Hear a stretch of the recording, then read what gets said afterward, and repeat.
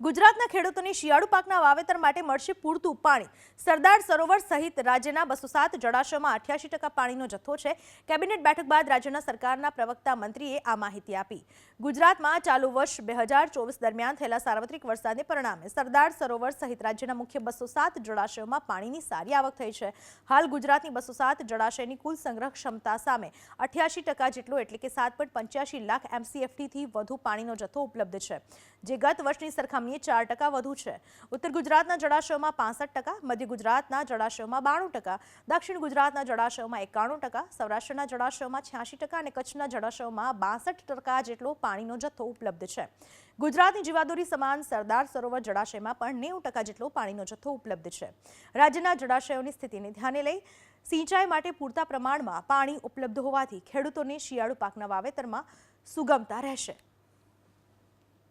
गई वखते जे आजनी तारीखे जे पाणीनो जत्थो गुजरात पासे अवेलेबल हतो एना करता पण 4% पाणीनो जत्थो वधारे छे एटले नक्की करवामां आव्युं।